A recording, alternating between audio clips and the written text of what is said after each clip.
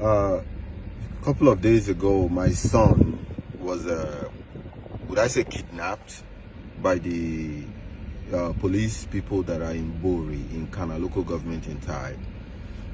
These people saw my son with a new phone, a wristwatch. I bought that phone. I also bought the wristwatch. I take care of my son. He's in school. I am not that father who is going to abandon his son. I take care of my son. I give him what he needs, not what he wants.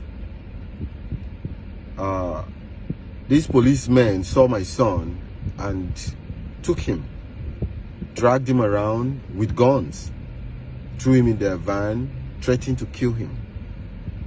Out of fear, my son tried to call me. He couldn't get me because my phone was on airplane mode because of what I was doing. I was at my unit doing soldier thing. They dragged my son around in fear, took my son to where he withdrew all the money he had in his account. What else is stealing? What else is financial crime? What else is what pursuing? There might be police officers, but I think the EFCC needs to look at the police first. Some of us are overseas killing ourselves, doing the right thing, representing Nigeria well. We could have been doing something crazy. People doing the Yahoo 419, they don't have two heads. They're Nigerians like us. But we chose to do the right thing. We chose to be on the right path. Then the Nigerian police, who are the biggest criminals in uniform and in guns, would go about victimizing innocent Nigerians, the ones that are doing right. They see you with a phone, you're a Yahoo boy. If you carry a laptop, you're a criminal. The trauma these people put my son through. I am filing a lawsuit against that police, the whatever unit or task force that did that to my son. I spoke with my son this morning and he's even scared of going back to school.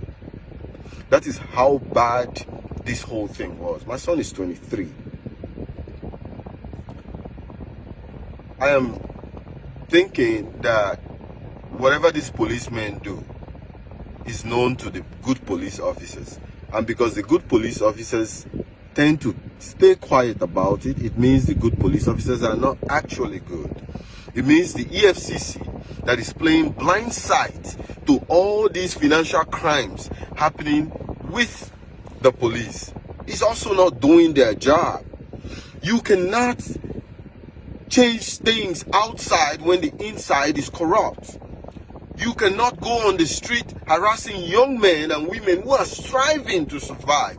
There are bad ones out there. There are very bad Nigerians, not just in Nigeria, everywhere in the world. There are good Nigerians as well. So why punish the good ones because some people are bad? When has having a phone become a crime in Nigeria? When has having a phone made you a Yahoo boy in Nigeria? The EFCC needs to start from the police.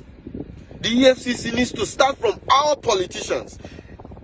How can a politician who all his life has never had an investment, never had a decent job, build a house of 200, 300, 400 million, and the EFCC is not investigating such people? But you go on the street,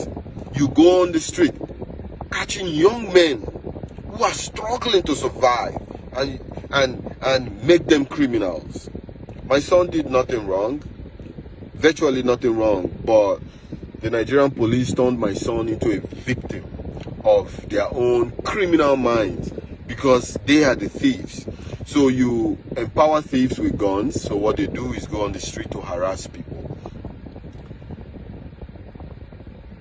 This is not going to fly. Not just the police can have guns. Things like this can push young men into having guns. Things like this can push young men into rebelling against these police people. They have blood too. They can die. So I don't understand what we are fighting in Nigeria. Are we fighting crime? Or we are just fighting people who don't look like you or work in your office? Because the real thieves and criminals are in the Nigerian police.